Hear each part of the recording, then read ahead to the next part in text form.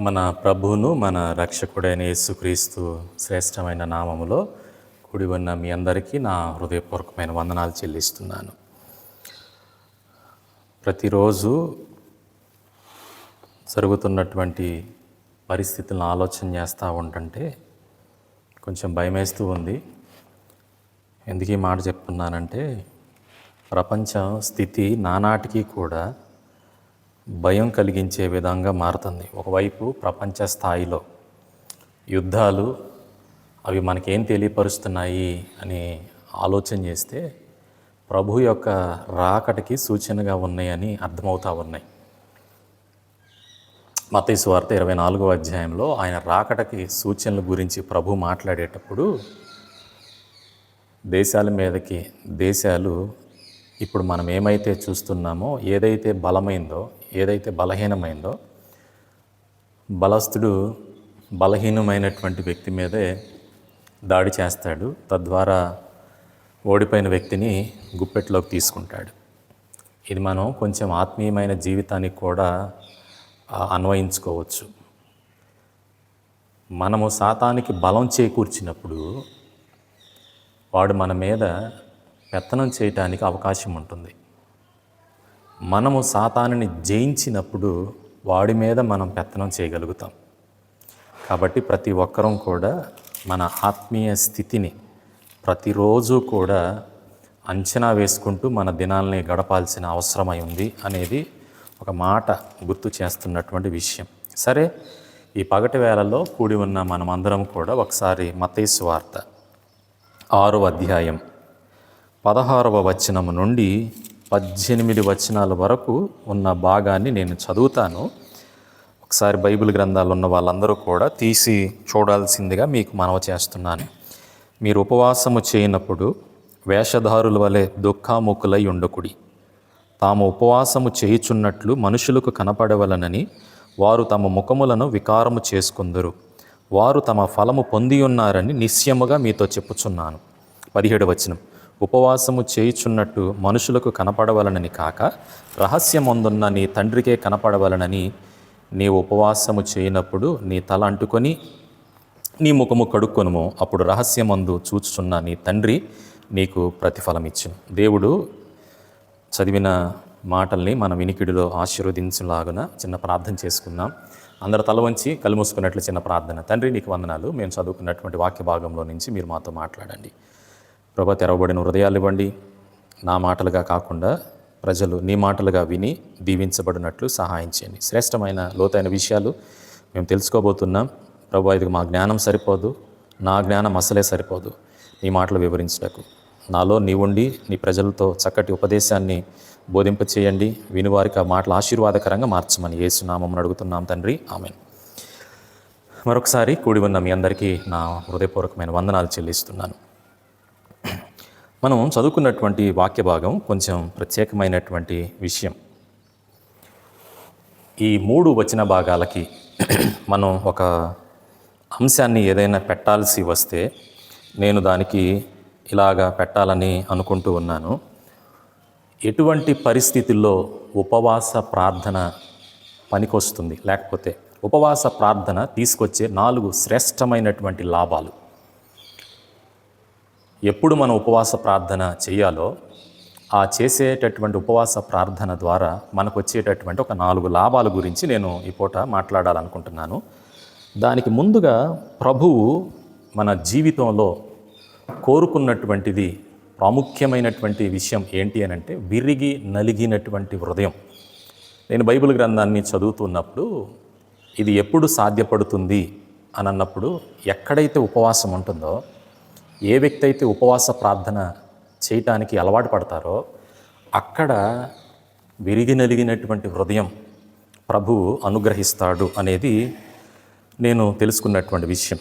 ఒక వచనాన్ని చదువుకొని ఆ వచనాన్ని వివరించుకోవడానికి ప్రయత్నం చేద్దాం. లేవియాకాండం 23వ అధ్యాయం 27వ వచనంలో ఇలా ఉంది. ఏమనంటే, ఈ 7వ నెల 10వ దినమున పాపము నిమిత్తమై ప్రాయశ్చిత్తార్థ దినము, అందులో మీరు పరిశుద్ధ సంఘముగా కూడవలెను. మిమ్మల్ని మీరు దుఃఖపరుచుకొని యెహోవాకు హోమము చేయవలెను అని ఉంది. దేవుని ప్రజలను లేకపోతే దేవుని ప్రజలైన ఇశ్రాయేలులను దేవుడు ఉపవాస దినాలని ప్రతిష్ఠించుకోవటం మంచిది, సంవత్సరానికి ఒక్కసారి అని ప్రభువు గుర్తు చేస్తూ ఉన్నాడు. అదే మనం చదువుకున్నటువంటి వాక్య భాగంలో ఉన్నటువంటి విషయం. చాలా సంఘాలలో ఒక 10 సంవత్సరాల క్రితం పరిచర్యల్ని ఆలోచన చేస్తే ఎక్కువగా పరిచర్యలన్నీ కూడా ఉపవాస ప్రార్థనలోనే నలుగుతూ ఎదుగుతూ ఉన్నటువంటి పరిస్థితులు. అవి నానాటికి ఎలా అయిపోయినాయి అంటే ఈ రోజుల్లో ఉపవాసం ఉండేటటువంటి వ్యక్తి లేడు, చేయటానికి ముందుకు వచ్చేటటువంటి విశ్వాసులు కూడా లేరు. అయితే మనం చదువుకున్నటువంటి మత్తయి సువార్త 6వ అధ్యాయంలో దేవుడు అక్కడ మీరు వారి వలె వేషధారుల వలె అన్నట్లుగా అక్కడ ఎవరినో ప్రభు చూపిస్తూ తన వద్ద ఉన్నటువంటి ప్రజల్ని వారితో పోలుస్తూ ఉన్నారు. ఆ రోజుల్లో మనం జాగ్రత్తగా గమనించినట్లయితే వాక్యాన్ని, యేసు ప్రభు ఎక్కడికి వెళ్ళినా కొందరు యేసు ప్రభుని ఎక్కడ దొరికితే అక్కడ పట్టుకుందాము అన్నట్లు వెంబడించారు. వాళ్ళల్లో ఒకళ్ళు పరిసయ్యులు, శాస్త్రులు, సుంకర్లు, ఇటువంటి ప్రజలు వారిని యేసు ప్రభుని వెంబడిస్తూ ఉన్నారు. సహజంగా పరిసయ్యులు తెగల గురించి మాట్లాడాల్సి వస్తే వారి పని, వారి విధానం ఎలా ఉండేది ఆ రోజుల్లో అంటే చెప్పటానికి మాత్రం చెప్పేవారు కానీ ఆచరణ మాత్రం ఆచరించేవాళ్ళు కాదు. అంటే చెప్పటానికి ఇష్టపడేవాళ్ళు, చెయ్యటం మాత్రం చేసేటటువంటి వారు కాదు. అర్థమవుతుందా? ఈ రోజుల్లో కొందరిని మనం చూస్తూనే ఉంటాం, చెప్పటానికి గంటలు గంటలు చెప్పేటటువంటి వాళ్ళు ఉన్నారు. ప్రాక్టికల్గా ఆచరణాత్మకంగా వాళ్ళ జీవితాలను గమనిస్తే చెప్పేది ఒకటి, చేసేది ఒకటి అన్నట్లుగా ఉంటుంది. అందుకే ప్రభు ఏమంటున్నాడంటే మనం చదువుకున్నటువంటి వాక్య భాగంలో వేషధారులు అనేటటువంటి మాటను కనపడుతూ ఉంది. సహజంగా ఆ వేషధారులైనటువంటి వ్యక్తులు ఆ రోజుల్లో ఇశ్రాయేలీలకి ఉన్నటువంటి ఒక ఆచారం ఏంటంటే వాళ్ళు వారానికి 2 దినాలు ఉపవాసాలు ఉండేవాళ్ళు, సోమవారం అలాగనే శుక్రవారం. మనం ఆ విషయాన్ని లూకాసు వార్త 18వ అధ్యాయం 12వ వచనంలో వారమునకు 2 మార్లు ఉపవాసము చేయిచు నా సంపాదన అంతట్లో 10వ వంతు చెల్లించున్నానని తనలో తాను ప్రార్థించుండెను అనే మాటని మనం చూస్తాం. ఆ రోజుల్లో వారు ఉపవాసం మేము ఉంటున్నామని తెలుపుటకు ఇంకా ఏం చేసేవాళ్ళు చెప్పిన, ముఖాలకి బూడిద పూసుకునేవాళ్ళు, వంటి మీద బూడిద పూసుకునేవాళ్ళు. యోవేలు గ్రంథంలో కనపడుతుంది ఆ విషయాలన్నీ కూడా. అంత మాత్రమే కాకుండా మేము ఉపవాసం ఉంటున్నామని చెప్పడానికి ముఖాలని వికృతంగా చేసుకునేవాళ్ళు, ఉపవాస ఆచారాలను పాటిస్తూ అలాంటి వికృతంగా మార్చుకుంటూ ఉపవాసాలను మేము పాటిస్తున్నాము అని వాళ్ళు ప్రార్థన చేసేటటువంటి స్థలాలలో దగ్గరకు వచ్చి బహిరంగంగా ప్రార్థన చేస్తూ జనాలు ఎక్కడైతే ఎక్కువగా సంచరిస్తూ ఉంటుంటారో అక్కడికి వచ్చి ఈ వికారమైనటువంటి బూడిద పూసుకొని అఘోరాలు, నేను యూపీ వెళ్ళినప్పుడు ఉత్తరప్రదేశ్ వారణాసి ఆ ప్రాంతంలో అఘోరాలు నేను చూసినప్పుడు, నేను ఈ అధ్యాయం ధ్యానిస్తూ ఉన్నప్పుడు నాకు వాళ్ళు గుర్తొచ్చారు. వాళ్ళ ముఖాలు బూడిద పూసుకున్నప్పుడు ఒక రకంగా భయాందోళనగా ఉండింది. సో ప్రభు ఏమంటున్నాడంటే జనాలు ఉన్న చోట అందరికి కనపడాలని ప్రార్థన చేస్తూ ఆ రోజుల్లో అలా ఆచరిస్తూ ఉండేవారు. అలాంటి ఉపవాసాలు చేస్తున్నటువంటి వారిని గురించి ప్రభు ఏమంటున్నాడంటే వేషధారుల వల్లే మీరు ఉండద్దు అని ప్రభు చెప్తూ, ఈ వేషధారులు ఇంకా ఏం చెప్పేవాళ్ళో చెప్తున్నా, మేము ఇలా బూడిద పోసుకొని మోకాలను వికారం చేసుకోవటం వల్ల మాత్రమే దేవుడు మా ప్రార్థనకి ప్రతిఫలం ఇచ్చాడని. అర్థమవుతుందా? ఇలా ప్రజల్ని వాక్యానుసారమైనటువంటి జీవితంలోనికి నడిపించకుండా వేషధారణతో కూడినటువంటి జీవితంలోనికి పరిసయ్యులు వాళ్ళని ఒక రకంగా చెప్పాలంటే నడిపిస్తున్నారు అని చెప్పచ్చు. ఎందుకు ఆ మాట అంటున్నానంటే అక్కడ పరిసయ్యులు అనేటటువంటి మాటనే ప్రభువు చెప్తా ఉన్నాడు. అలా చేయటం వల్ల మేము ఫలమును పొందుకొని ఉన్నాము అని అంటున్నారు వాళ్ళు. అర్థమవుతుందా? వాస్తవానికి వేషధారణతో కూడినటువంటి ప్రార్థన వలన ఫలం రాదు. బూడిద పోసుకొని సమాజ మందిరం దగ్గరికి వెళ్ళి జనులున్న దగ్గరికి వెళ్ళి అరిచి కేకలు వేస్తే ప్రభు సమాధానం ఇస్తున్నాడని చెప్పట్లా.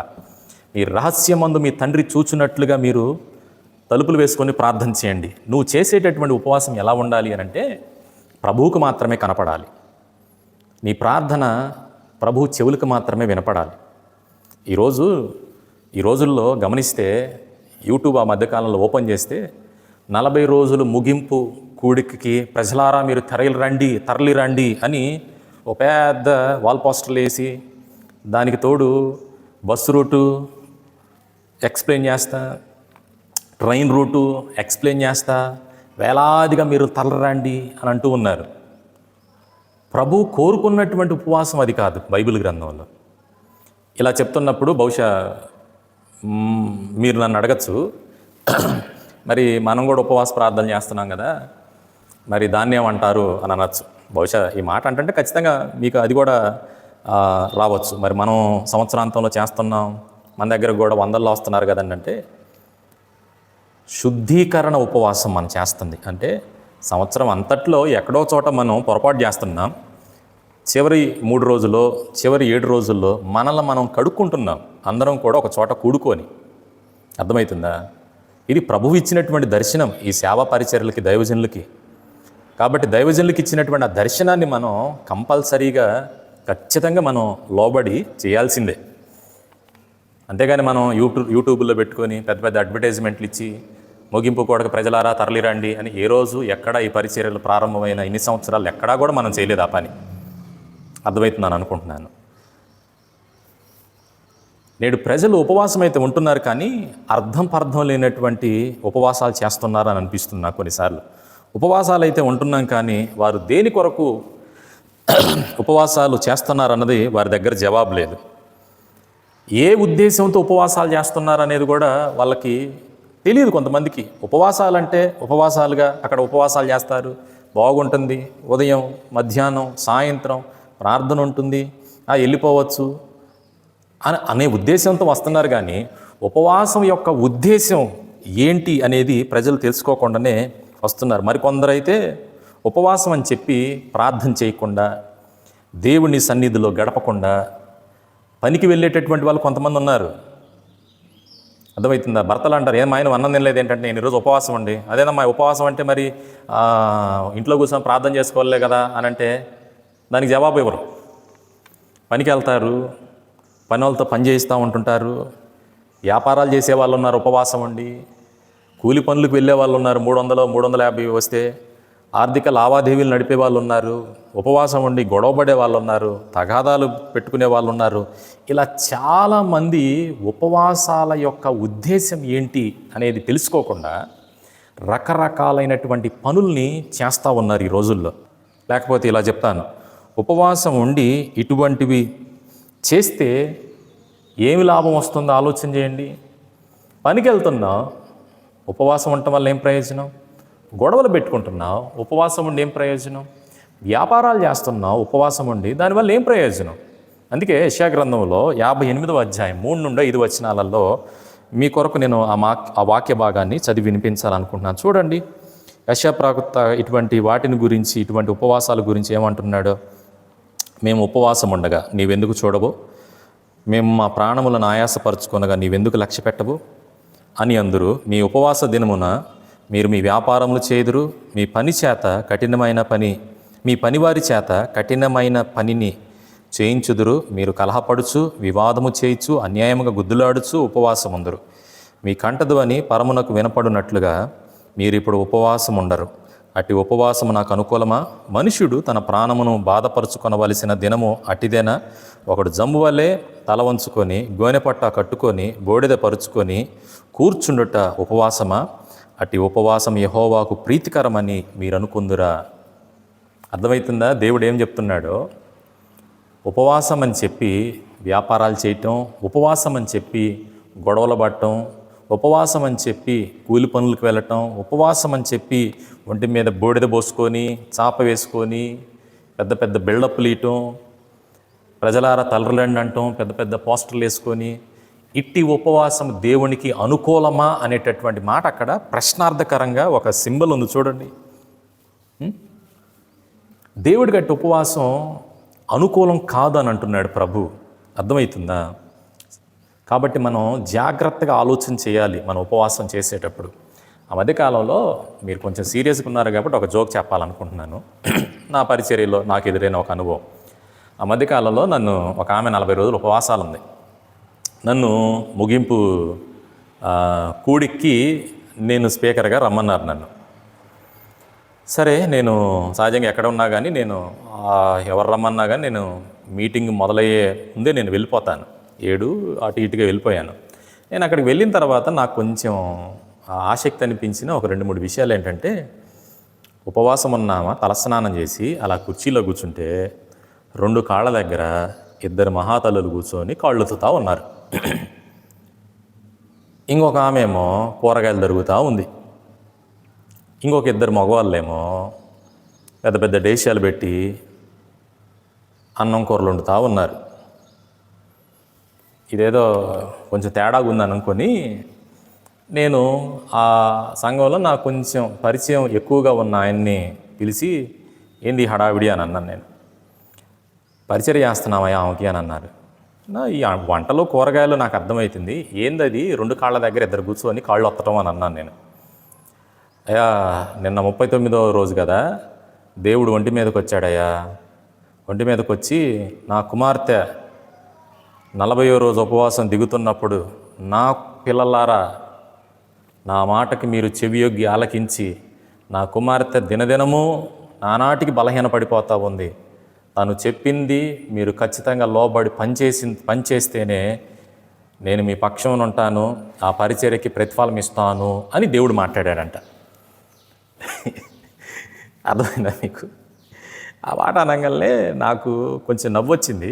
సరే ఇంకొంచెం తెలుసుకుందాం అసలు ఎట్లా ఉపవాసం ఉందా అని అన్నప్పుడు, ఆమె చేసిన ఉపవాసం నాకు తెలిసి ప్రపంచంలో ఎవరు కూడా అంత ఖరీదుగల ఉపవాసం చేసి ఉండరు. ఏంటిదని అనుకుంటున్నారేమో. ఆయన్ని అడిగాను నేను, మీరు ప్రతిరోజు ఉదయం సాయంత్రం ప్రార్థనకి వెళ్తున్నారా అని అంటే, వెళ్తున్నానండి, 40 రోజులు వెళ్ళానండి. చక్కగా మేమందరం పగలు తెల్లవారుజామున 4:30కు లేచి ప్రార్థన చేసుకునే వాళ్ళం. సరే ఈమె ఎలా ఉపవాసం ఉండి ప్రార్థన చేసింది అని అడిగితే, ఆ ప్రబుద్ధుడు ఆమె గురించి చెప్పిన విషయం ఏంటంటే, ఉదయం 6 గంటలప్పుడు మేము ఎవరి దగ్గర అయితే పాడిందో పాలు ఇస్తుందో గేదె, ఒక 1/2 లీటర్ పాలు తీసుకొస్తాం పాస్టర్ గారు, కాగబెట్టుకొని ఒక గ్లాసుడు దాగుద్ది పొద్దున్నే. ఆ తర్వాత 8 అయిన తర్వాత అయితే 2 అట్టిపళ్ళు లేదా ఒక యాపిల్ కాయ తింటుంది. ఆ తర్వాత ఇక ప్రార్థన 12 అని అనే టయానికి మాత్రం ఒక పెద్ద లీటర్ కొబ్బరి నీళ్ళు తాగుద్ది అని అన్నారు. ఆహా అని అనుకొని మరలా ప్రార్థన అయిపోయిన తర్వాత 3 గంటలకి ఉదయం కనుక 2 అట్టిపళ్ళు తింటే మధ్యాహ్నం 3 గంటలప్పుడు ఒక యాపిల్ కాయ తింటుంది. ఆమెకున్న పరిస్థితిని బట్టి అయితే 1 లేదా 1:30 తింటుంది. ఆ తర్వాత మళ్ళీ 6 అవ్వంగానే ఒక గ్లాసుడు పాలు తాగుద్ది. సాయంత్రం 8 దాటిన తర్వాత ప్రార్థనలో కూర్చునే ముందు మరలా ఒక కొబ్బరి నీళ్ళు డబ్బా లీటర్ తాగుద్ది అని అన్నాడు. నాకు వీటి లెక్కలు వేసుకుంటా ఉన్నాను. అటు ఇటుగా ఇది 2019-20 ఆ రోజుల్లో అనమాట. కరోనా సడలింపులు వచ్చిన తర్వాత ఏమో నాకు పూర్తి గుర్తులేదు, కానీ ఈ సంఘటనలు మాత్రం బాగా గుర్తున్నాయి. నేను లెక్కలు వేసుకుంటూ నా మనసులో వేసుకుంటా ఉన్నాను. కొబ్బరి నీళ్ళ డబ్బా లీటర్ 100 రూపాయలు, 2 లీటర్లు కాబట్టి 200. గ్లాసుడు పాలు అంటే నాకు తెలిసి అటు ఇటుగా 2 గిద్దలు వస్తాయి కాబట్టి ఓకే, అంటే 4 గిద్దల పాలు కాబట్టి ఉదయం సాయంత్రం మీద 4 పదులు 40. ఈ యొక్క 200 కొబ్బరి నీళ్ళకి 2 గ్లాసుల పాలు 40, 2 అట్టిపళ్ళు యావరేజ్గా వేసుకున్న ఒక్కొక్క అట్టిపళ్ళు 5 రూపాయలకి వేసుకుందాం. అర్థమైందా? 5 రూపాయలు వేసుకుందాం, 10 రూపాయలు. యాపిల్ కాయ 20 వేసుకుందాం, ఒక కాయ. అట్టిపళ్ళు 10, యాపిల్ కాయ ఒక 20, 30 రూపాయలు. కొబ్బరి నీళ్ళ డబ్బా ఈ యొక్క 30, కొబ్బరి నీళ్ళు ఒక 200, 230, ఈ యొక్క 40 పైన పాల గ్లాసులు, మొత్తం ఎంత? అటు ఇటుగా 270 రూపాయలు. ఒక రోజుకి ఆమె ఖర్చు ఎంత పెడుతుంది అనంటే 270 రూపాయలు ఆమె ఖర్చు. నేను 270 × 40 రోజులకి వేస్తే ఆమెకి వచ్చిన 40 రోజులు ఖర్చు ఎంతరా నాయన అనంటే సుమారుగా 11,000 రూపాయల ఖర్చు మహాతల్లి 40 రోజులు ఉపవాస ప్రార్థనలో పెట్టిన ఖర్చు. మీకు అర్థమవుతుందా? నాకు తెలిసి ఆమె 3 పూట్ల 3 తెపాలాలు వేసినా కానీ గట్టిగా 6,000 కంటే ఖర్చు ఎక్కువ కాదు. 3 పూట్ల 40 రోజులు లెక్కేసుకున్నా సగటున ఇంట్లో వాళ్ళు మొత్తం తిన్నా కానీ నాకు తెలిసి 6,000 కంటే ఎక్కువ కాదు. పైపెచ్చు ప్రార్థన మొదలయ్యే ఇంకొక పావు గంట ముందు నాతో ఏమన్నదంటే, పాస్టర్ గారండి మిమ్మల్ని పిలిచిన ఉద్దేశం ఏంటంటే మీరు బాగా వాక్యం చెప్పాలి, హైలైట్ అవ్వాలి ఉపవాసం గురించి, ఏమైనా మాత్రం అంత ఎత్తెక్కించి కూర్చోబెట్టాలా అన్నట్టుగా మాట్లాడారు. నా మనసు ఏం ప్రేరేపిస్తుందంటే, నేను ఒకటి అంశాన్ని ప్రిపేర్ అయ్యి వస్తే దేవుడు ఎందుకో ఈ విషయాలన్నీ విన్న తర్వాత అసలు ఆ సందర్భమే మాట్లాడాలని నాకు మనసుకు తోచట్లా. వేరే విషయాన్ని మాట్లాడా. ఆ విషయం మాట్లాడిన తర్వాత వాళ్ళ మనసులు నొచ్చుకున్నాయి. వాళ్ళంటే ఎవరైతే మహాతల్లి 40 రోజులు ఉపవాసం ఉండి కాళ్ళొత్తించుకుంటా పరిచర్యలు చేయించుకుంటా దేవుడి తర్వాత మహారాణిలాగా వ్యవహరిస్తూ ఉందో ఆమె మనసు నొచ్చుకుంది. ఆ తర్వాత కూడా నేను వెళ్తే అందరు నాకు వందనాలు చెప్పినా ఆ ఒక్కటి మాత్రం నాకు వందనాలు చెప్పట్లే. సరే నాకేమైందిలే, ఎందుకు నాకు వందనాలు చెప్పలేదనే సంగతి నాకు తెలుసు. దేనికి? హైలైట్గా చెప్పాలన్నది హైలైట్ కాదు కదా, అంత ఎత్తెక్కిచ్చిన విశ్వాసులు గోతిలో పడేసేంత పరిస్థితికి వచ్చింది. సో మనం ఉపవాసం చేసేటప్పుడు గుర్తుపెట్టుకోవాల్సిన విషయం, అంత బిల్డప్ అవసరం లేదు. దేవుడికి మెచ్చేది కోరుకునేది అది కాదు అనే సంగతిని గుర్తుపెట్టుకోండి. ఒక 2 వాక్య భాగాలు చదివి నేను మిమ్మల్ని ముందుకు తీసుకువెళ్ళాలని ఆశపడుతూ ఉన్నాను. ఒకసారి చూడండి, మత్తయి సువార్త 6వ అధ్యాయం 8వ వచనం, అలానే మత్తయి సువార్త 5వ అధ్యాయం 20వ వచనం. ఈ 2 వాక్య భాగాలు నేను చదువుతాను, జస్ట్ మీరు చూడండి. త్వరగా మనం ముందుకు వెళ్దాం. 6వ అధ్యాయం 8వ వచనం, మీరు వారి వలె ఉండకుడి. 5:20, శాస్త్రుల నీతి కంటేను పరిశీలన నీతి కంటేను మీ నీతి అధికము కాని ఎడల అనే మాట. వారి వలె మీరు ఉండొద్దు. వారంటే ఎవరు? పరిసయ్యులు, శాస్త్రులు. వారి నీతి కంటే మీ నీతి అధికం కావాలి అంటున్నాడు. ఈ రెండింటిని కలిపి నేను ఇలా చెప్పాలనుకుంటున్నారు.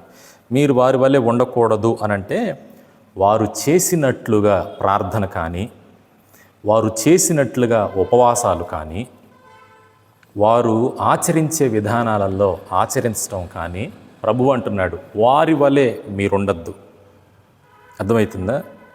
వారు ఆచరించే పద్ధతులు మీరు ఆచరించడానికి వీల్లేదు. వారు చేస్తున్నట్లుగా ఉపవాసాలు మీరు చేయటానికి వీల్లేదు. ఒకవేళ మీరు అలానే చేస్తే వారికంటే ఇంక నువ్వు గొప్పగా చేసేదేముంది? వాళ్ళలాగా చేస్తే ఇంకా వారికి నీకు తేడా ఏముంది? వారు ఆచరించినట్లుగా నువ్వు ఆచరిస్తే దానివల్ల పెద్ద లాభం ఏముంది? వారికంటే నువ్వు పెద్ద ఎక్కువేం కాదు. అప్పుడు వారి నీతి కంటే నీ నీతి అధికమవ్వాలి. వారు చేసే విధానం కంటే నువ్వు చేసేది ఎక్కువగా ఉండాలి. అది కూడా ప్రభువు చెప్పాడు, ఉపవాసం ఉండినప్పుడు రహస్యమందు నీ తండ్రికి కనపడేటట్లుగా ప్రార్థన చేయి. అది ప్రభు కోరుకున్నటువంటి నీతి. అర్థమవుతుందా?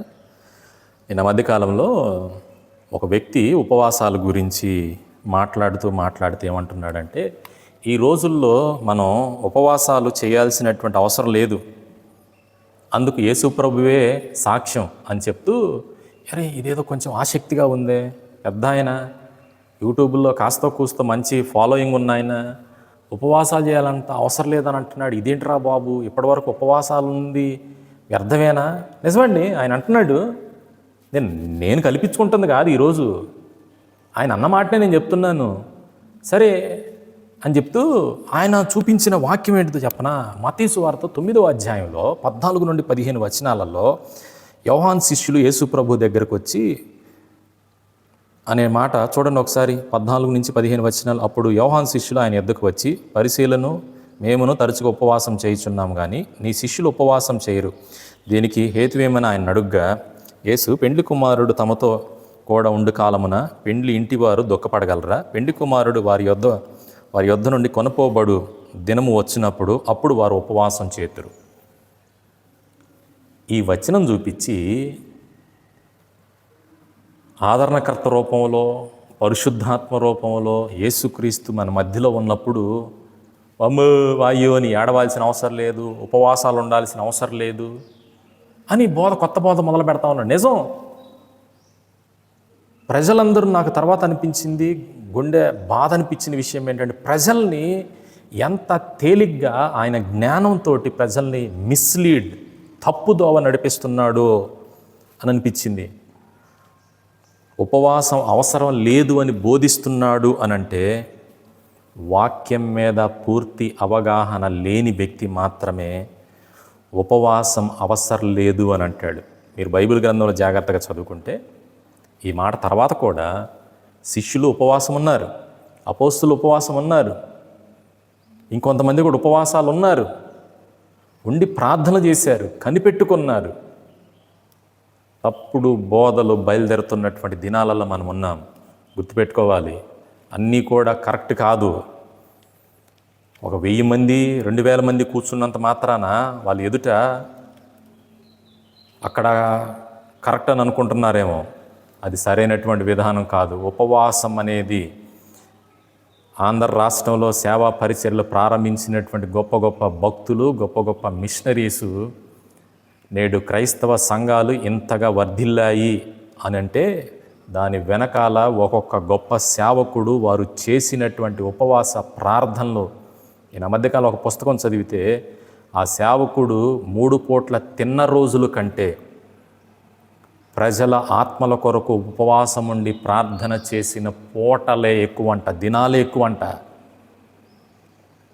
నేను పేరు చెప్పాలనుకోవట్లేదు, కానీ నానాటికి ఈరోజు ఉపవాసాలు ఎలా అయిపోతున్నాయో ఒకసారి ఆలోచన చేయండి.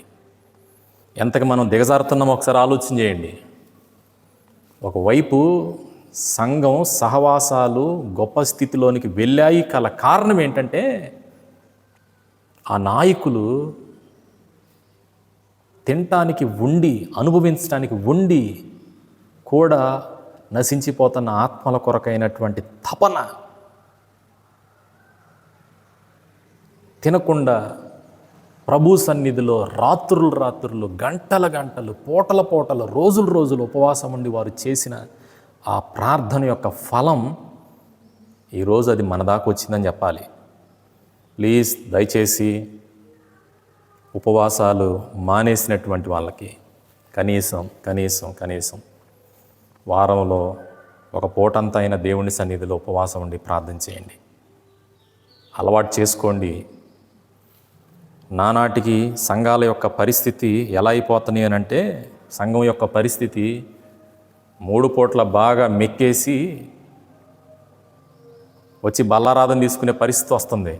ఎందుకు ఉపవాసం ఉండలేదని అంటే, రోగం లేకపోయినా రోగం ఉందని, నీరసం లేకపోయినా నీరసం ఉందని సాకులు చెప్తూ తినటం కోసం సాకులు చెప్పే వాళ్ళు ఉన్నారు. ఆ మధ్యకాలంలో ఒక ఆయన, నువ్వు ఎప్పుడూ కూడా ఉపవాసాలు ఉండట్లేదు అని అంటే, అయ్యో ఉపవాసం ఉంటే సస్తానేమో భయం వేస్తుంది పాస్టర్ గారు అని అంటా ఉన్నాడు ఆయన. వయసు చూడబోతేనే మహా అయితే 40 కూడా ఉంటాయో ఉండవు. సంవత్సరం అంతంలో అందరూ ఉపవాసాలు ఉంటే ఆయన ఉండడు. షుగరు, బీపీ, చావు దగ్గర పడ్డోళ్ళు కూడా ఉపవాసం ఉంటారు, ఆయన మాత్రం ఉండడు. గుర్తుపెట్టుకోండి, మనం ఎంత ఉపవాసాలు చేస్తే అంత ఎదుగుదల, ఆత్మీయంగా చెప్తున్నాను, అంత ఎదుగుదల మనం చూడగలుగుతాం. కాబట్టి మీరు ఉపవాసం చెయ్యండి. ఈ పరిచర్య కూడా ఉపవాసము ద్వారా మాత్రమే, ఈ సేవ ఇన్ని సంఘాలుగా విస్తరించిందంటే ఉపవాస ప్రార్థన ద్వారా మాత్రమే ఎదిగింది. సరే, 2 విషయాలు చెప్పి నేను అసలు విషయంలోనికి వెళ్ళాలని ఆశపడుతూ ఉన్నాను. చూడండి, బైబిల్ గ్రంథంలో మొట్టమొదటిసారి ప్రార్థన చేసిన వ్యక్తి ఎవరు? బైబిల్ గ్రంథం అంతట్లో మొట్టమొదటిసారి ప్రార్థన చేసిన వ్యక్తి ఎవరంటే, ఆదికాండం 4వ అధ్యాయం 26వ వచనాన్ని మనం చూస్తే, మరియు షేతునకు కూడా కుమారుడు పుట్టెను, అతనికి ఎనోషు అని పేరు పెట్టినప్పుడు యెహోవా నామమున ప్రార్థన చేయుట ఆరంభమైంది. ఇక్కడ ప్రార్థన ప్రారంభమైనట్లు మనం చూడగలం. మొట్టమొదటిగా దేవుడి నామములో ప్రార్థన మొదలుపెట్టిన వ్యక్తి ఎవరంటే ఎనోషు. సరే, మొట్టమొదట ప్రార్థన చేసిన వ్యక్తిని ఈజీగా మనం కనుక్కున్నాం. మొట్టమొదటి ఉపవాస ప్రార్థన ఎక్కడ మొదలైంది? ఇది కొంచెం కష్టమే మనకి. చూడండి, న్యాయాధిపతుల గ్రంథం 20వ అధ్యాయం 26వ వచనాన్ని మనం గమనిస్తే అక్కడ ఇలా ఉంటుంది. బైబిల్ గ్రంథంలో ఉపవాస ప్రార్థన మొట్టమొదటిసారి ప్రారంభమైన సందర్భం ఇక్కడే. న్యాయాధిపతుల గ్రంథం 20 యెహోవా సన్నిధిని కూర్చుండుచు ఉపవాసం ఉండి దహన బలులను సమాధాన బలులను యెహోవా సన్నిధిని అర్పించిరి. మొట్టమొదటిసారి ఉపవాస ప్రార్థన అనే సందర్భాన్ని ఇక్కడ ప్రారంభమైనట్లు మనం చూస్తాం. పాత నిబంధనలో ఉపవాస ప్రార్థన గురించి ఎంత బలంగా అయితే ప్రస్తావన చేయబడిందో, క్రొత్త నిబంధనలో కూడా ఉపవాస ప్రార్థన గురించి అంతే బలంగా ప్రస్తావన చేయబడింది. గుర్తుపెట్టుకోవాలి, ఒక విషయం బైబిల్ నొక్కి మాట్లాడుతుంది అని అంటే మనం ఎంతవరకు ఆ విషయం మీద సాధన చేస్తున్నాం అనేది కూడా మనం తెలుసుకోవాల్సిన అవసరం ఉంది. కాబట్టి మనం ఈ విషయాలని జాగ్రత్తగా దృష్టిలో పెట్టుకుందాం. అసలు విషయంలోకి వెళ్దాం. ఇప్పటిదాకా నేను చెప్పింది కేవలం ఉపోద్ఘాత భాగం మాత్రమే. అసలు ఉపవాస ప్రార్థన తీసుకొచ్చేటటువంటి 4 లాభాలేంటి, ఉపవాస ప్రార్థన ఎటువంటి పరిస్థితుల్లో చేస్తే ఆ 4 లాభాలు మనకు కలుగుతాయో బైబిల్ గ్రంథంలో నుండి ఒక 4 విషయాలు త్వరగా ఒకదాని తర్వాత ఒకటి నేను మీకు బోధిస్తాను. సమయం చాలా ముందుకు వెళ్ళిపోతుంది కాబట్టి చూడండి. 1, ఉపవాస ప్రార్థన తీసుకొచ్చేటటువంటి 4 శ్రేష్టమైనటువంటి లాభాలు, లేకపోతే ఉపవాస ప్రార్థన ఎటువంటి పరిస్థితుల్లో ఉండటం ద్వారా ఆ 4 లాభాలు ఏంటి చూద్దాం. 1, న్యాయాధిపతుల గ్రంథం 20 అలానే 28 చివరి భాగాన్ని నేను చదువుతాను. ఒకసారి మీరు బైబిల్ గ్రంథాలందరూ కూడా తీసి ఒకసారి జాగ్రత్తగా చూడండి. 26 న్యాయాధిపతుల గ్రంథం 26 వీరందరూ కత్తి దూయివారు. అప్పుడు ఇశ్రాయేలీయులందరూ జనులందరూ పోయి బేతేలును ప్రవేశించి ఏడ్చుచు సాయంకాలం వరకు అక్కడ యెహోవా సన్నిధిని కూర్చుండుచు ఉపవాసముండి దహన బలులను సమాధాన బలులను యెహోవా సన్నిధిని అర్పించిరి. 28 అదే అధ్యాయంలో 3వ భాగాన్ని చదువుతాను. యెహోవా యొద్ద విచారణ చేయగా యెహోవా వెల్లుడి రేపు నీ చేతికి వారిని అప్పగించెదనని సెలవిచ్చెను. ఈ భాగంలో జరిగినటువంటి కథని ఆలోచన చేద్దాం. ఎందుకంటే నేను ప్రాముఖ్యమైనటువంటి 2 విషయాలు చదివాను, కానీ ఈ విషయం అంతా మనకు అర్థం కావాలంటే 19వ అధ్యాయం నుండి చదువుకుంటూ 21వ అధ్యాయం మొదటి భాగం వరకు చదివితే ఈ 2 వచనాల యొక్క వివరణ మనకు తెలుస్తుంది. అర్థమవుతుందా? మనకి ఈ 2 వచనాల యొక్క సారాంశం మనం చదువుకున్నాం. దీనికి పైన, దీని మధ్య, దీని తరువాత తెలియాలి అని అంటే మనం 19 నుండి 21 వరకు చదవాల్సిన అధ్యాయాలు. సరే, ఏముంది అనేది నేను క్లుప్తంగా వివరిస్తాను. లేవి గోత్రానికి చెందినటువంటి ఒక వ్యక్తి ఒక ఉపపత్నిని పెండ్లాడాడు. అయితే ఆమె కొంతకాలం ఇతనితో సంసారాన్ని చేసిన తర్వాత ఒక వ్యక్తిని ప్రేమించి అతనితో లేచిపోయింది. అర్థమవుతుందా? అయితే ఆ లేవీయుడు కొద్ది దినాల తర్వాత ఆమె ఎక్కడుందో సమాచారాన్ని తెలుసుకొని అక్కడికి వెళ్ళి ఆమె చేసిన దాన్ని హృదయపూర్వకంగా క్షమించి ఆమెను పట్టుకొని ఈమె తండ్రి ఇంటికి తీసుకొని వెళ్ళాడు. వెంటనే ఆమె తండ్రి, ఈ లేవీయుడి యొక్క మామ, చాలా సంతోషంగా ఆహ్వానించి తన కూతురు చేసినటువంటి ఆ తప్పుని సమర్థించినట్లుగా లేదు, కానీ అయితే తన అల్లుడైనటువంటి ఈ లేవీయుడిని చక్కగా ఆతిథ్యం ఇచ్చి ఆ రాత్రి మంచి విందుని ఏర్పాటు చేసి, ఈ రాత్రి మీరు ఇక్కడే ఉండండి అన్నాడు. రేపొద్దున వెళ్ళొచ్చని అన్నారు. 2వ రోజు కూడా అక్కడే ఉండమన్నాడు, బతిలాడాడు. 3వ రోజు కూడా ఉండమంటే లేదు, నేను నా భార్య మేము తిరిగి వెళ్ళాలి అని అన్నప్పుడు అప్పటికే అది సాయంకాలం అయిపోయింది. వారు ప్రయాణం చేస్తూ ఉండగా సుమారుగా చీకటైంది. అయితే ఆ చీకటి సమయంలో ఒక పెద్ద వయసు కలిగినటువంటి వృద్ధుడు వీరికి ఎదురుపడి, అయ్యా మీరు ఎక్కడికి వెళ్ళాలి అని అంటే, మేము పలానా చోటకి వెళ్ళాలి అని అన్నాడు. ఈ రాత్రి నా ఇంటిలో ఉండి రేపొద్దున్నే మీరు బయలుదేరి వెళ్ళండి, ఎందుకంటే ఈ ప్రాంతం మీ ప్రయాణానికి క్షేమకరమైంది కాదని అన్నాడు. వెంటనే ఆ లేవీయుడు ఈమె ఇద్దరూ కూడా ఉందామనుకొని ఆ రాత్రి అక్కడ ఉన్నారు. అయితే వాళ్ళు నివసించినటువంటి ప్రాంతం ఏది అని అంటే ఇశ్రాయేలీయుల యొక్క 12 గోత్రాలలో బెన్యామీను గోత్రం ఎక్కడైతే ఉంటుందో వారి గోత్రం ప్రజల మధ్యలో ఈ లేవీయుడు తన భార్య ఉపపత్ని కూడా ఇద్దరు వాళ్ళ ఇంట్లో ఉన్నారు. చీకటి పడింది, దగ్గర మధ్యరాత్రి అవుతుంది. తలుపు కొట్టారు. తలుపు కొట్టిన తర్వాత ఆ ముసలాయన బయటకు వచ్చాడు. ఏంటి అని అంటే, మీ ఇంట్లో ఒక జంట వచ్చారు, ఆమె భార్యని మేము అనుభవించాలి, ఇవి పంపిస్తావా లేకపోతే బలవంతం చేయమంటారా అంటే, వెంటనే ఆ మూర్ఖులు ఆమెను పట్టుకొని దూరంగా తీసుకొని వెళ్ళిపోయి ఆ రాత్రి ఆ జనులందరూ కూడా ఆమెని చెరిపేసి చంపేసి తిరిగి ఉదయం లేచి చూస్తే ఆమె ద్వారబంధరం దగ్గర పడిపోయి ఉంది. తన యజమానుడు తలుపు తీసి చూస్తే ఆమె చలనం లేనటువంటి పరిస్థితుల్లో ఉండగా ఈ లేవీయుడు వెంటనే ఆమెను గాడిద మీదకి ఎక్కించి ప్రయాణమై తానున్నటువంటి నివసించేటటువంటి స్థలంలోనికి తీసుకొని వెళ్ళి అక్కడ ఉన్నటువంటి ఇశ్రాయేలీయుల యొక్క 12 గోత్ర పెద్దలకి ఈ విషయాన్ని వివరించి ఆమెను 12 ముక్కలుగా చేసి ప్రతి గోత్రానికి ఈవెన్ ఇంక్లూడెడ్ బెన్యామీను గోత్రానికి కూడా ఆ ముక్కల్ని పంచేశాడు. ఆమెని కత్తితో నరికేసిన ముక్కలు. వెంటనే గోత్ర పెద్దలు ఏమన్నారంటే, ఇలా చేసినటువంటి వాళ్ళని ఖచ్చితంగా శిక్షకి పాత్రులని గోత్ర పెద్దలందరూ కూడా నిర్ణయించుకున్న తర్వాత ఆ బెన్యామీను నివసించే స్థలంలోకి వెళ్ళారు.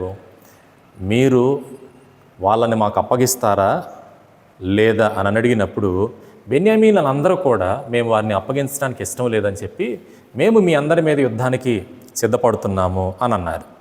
వెంటనే 11 గోత్రాల వారు ఇటున్నారు, ఒక గోత్రమైన బెన్యామీను అవతలుంది. వీరిలో ఒకరికొకరు పోరు జరిగిన తర్వాత 11 గోత్రాల ప్రజలలో నుండి ఆ పగటి వేళలో జరిగినటువంటి వధ ఎంత అంటే సుమారుగా 22,000 మంది 11 గోత్రాలలో నుంచి మరణించారు. అర్థమవుతుందా? 22,000 మంది 11 గోత్రాల నుండి చనిపోవటం జరిగింది. మరలా యుద్ధం చేశారు మరుసటి రోజు యుద్ధంలో 11 గోత్రంలో నుంచి సుమారుగా 18,000 మంది చనిపోవటం జరిగింది. 22, 18 ఎంత? 40,000 మంది చనిపోయారు. ఒక ప్రశ్న వేస్తాను, జవాబు జాగ్రత్తగా చెప్పండి. న్యాయం గెలిచిందా అన్యాయం గెలిచిందా? న్యాయం గెలిచిందా అన్యాయం గెలిచిందా? అన్యాయమే గెలిచింది. న్యాయమే ఓడినట్లుగా మనం చూస్తున్నాం అక్కడ. అర్థమవుతుందా? ప్రస్తుతపు లోకములో ఉన్న పరిస్థితిని చూస్తే న్యాయం కంటే అన్యాయమే ఎక్కువగా గెలుస్తున్నట్లుగా కనపడుతూ ఉన్నటువంటి లోకములో మనం జీవిస్తూ ఉన్నాం. అన్యాయం గెలుస్తున్నటువంటి పరిస్థితుల మధ్యలో 11 గోత్రాల వారు చేసినటువంటి పని ఏంటిదో చెప్పనా? ఉపవాసముండి ప్రార్థన చేసినప్పుడు దేవుడిచ్చిన జవాబేంటితో అంటే, మీరు వారి మీదకి యుద్ధానికి వెళ్ళండి, నేను మీకు విజయాన్ని ఇస్తాను అని అన్నాడు. దేవునికి స్తోత్రం కలుగునుగాక. హల్లెలూయా హల్లెలూయా. 28వ వచనం అదే, యెహోవా యొద్ద విచారణ చేయగా యెహోవా వెల్లుడి, రేపు నీ చేతికి వారిని అప్పగించేదనని సెలవివ్వగా. అన్యాయం గెలుస్తున్నప్పుడు వాళ్ళు చేసినటువంటి పని ఏంటితో చెప్పనా? ఉపవాసం ఉండి ప్రార్థన చేశారు. ప్రార్థన చేసిన తర్వాత యుద్ధానికి వెళ్ళారు. జరిగినటువంటి ఒక అద్భుతం ఏంటంటే, బెన్యామీనీల్లో 600 మందికి మినహాయించి ఒక్కళ్ళు కూడా బ్రతికినట్లుగా లేదు. ఆ తర్వాత వచనాలలో మీరు చదువుకోండి ఇంటికి వెళ్ళిన తర్వాత. ఒక్కళ్ళు కూడా బ్రతకలా, కేవలం 600 మంది మాత్రమే మిగిలారు. అందరూ చనిపోయారు. ఉపవాస ప్రార్థన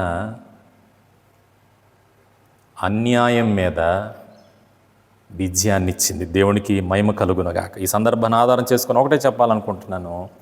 దేవుని బిడ్డలంగా మనం గుర్తుపెట్టుకోవాల్సిన విషయం ఏమిటంటే, యేసుక్రీస్తు నమ్ముకున్న నాట నుండి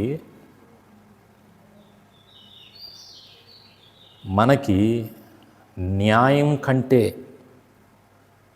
అర్థమవుతుందా, అన్యాయమే ఎక్కువ జరుగుతుంటుంది. యేసుక్రీస్తుని నమ్ముకున్న తర్వాత స్నేహితుల కంటే మనకి శత్రువులు ఎక్కువ కనపడతా ఉంటుంటారు. న్యాయం కోసం పెద్దల్ని ఆశ్రయించామనుకోండి, నీకు జరిగేది అన్యాయమే.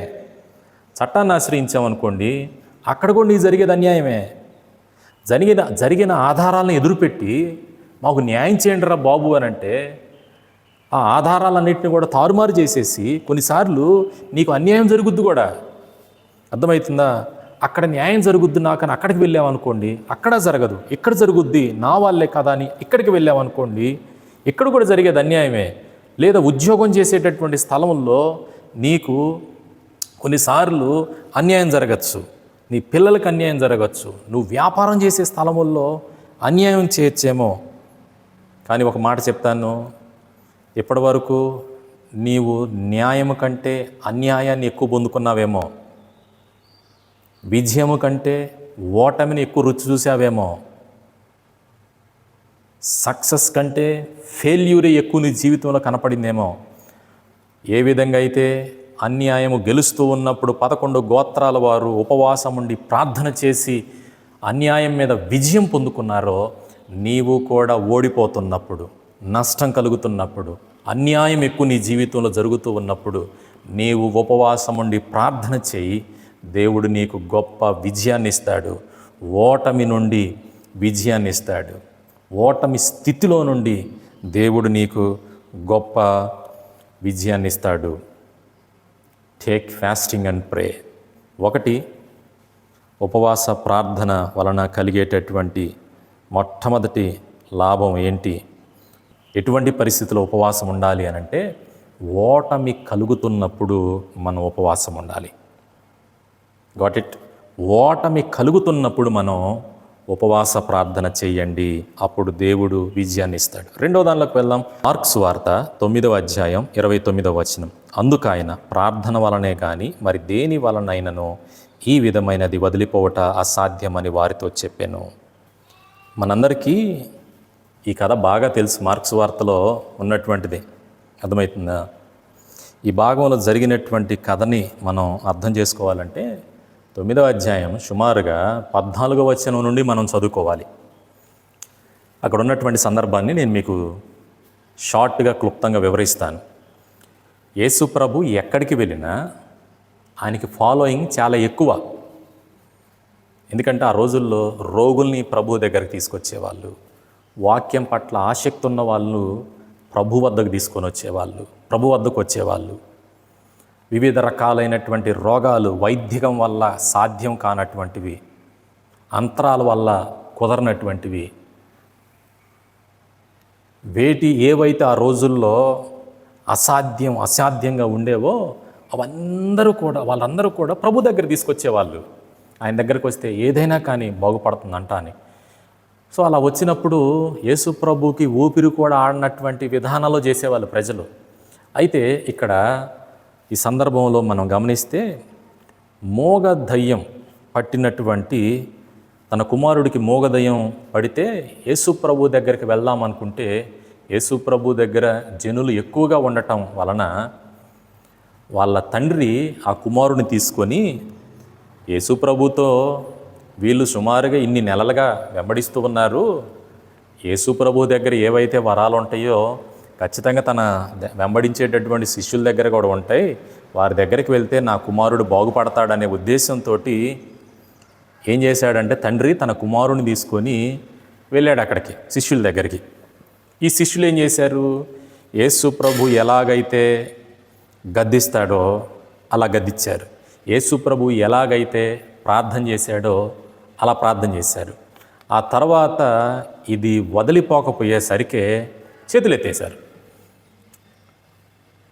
వెంటనే తన కుమారుని తీసుకొని తండ్రి యేసు ప్రభు దగ్గరికి వెళ్ళి, యేసు, నీ శిష్యుల దగ్గరికి వెళ్ళాను, చాలా ప్రయత్నం చేశారు, వెళ్ళలేదు, నీ వలన ఏదైనా అవుతుందేమోనని నేను నీ దగ్గర తీసుకొని వచ్చాను అని అన్నాడు. శిష్యులు చేసినటువంటి ఒక పని వలన తండ్రికి యేసు ప్రభు మీద ఉన్న పూర్తి నమ్మకంలో 50% నమ్మకం మాత్రమే ఇక్కడ కనపడుతుంది తండ్రికి.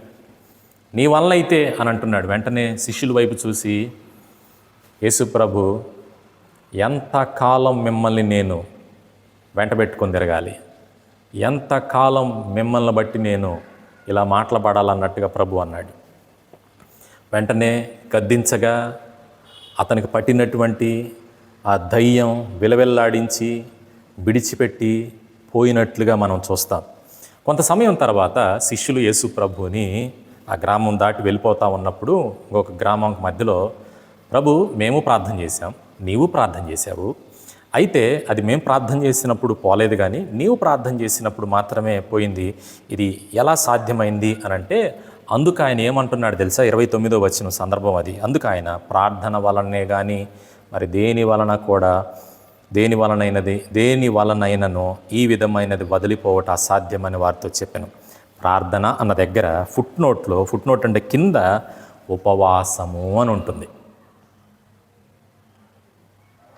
రెండవది, ఉపవాస ప్రార్థన మనం ఎప్పుడు చేస్తే మంచిది అనంటే, అసాధ్యాలు కలుగుతున్నప్పుడు ఉపవాస ప్రార్థన చేస్తే మంచిది.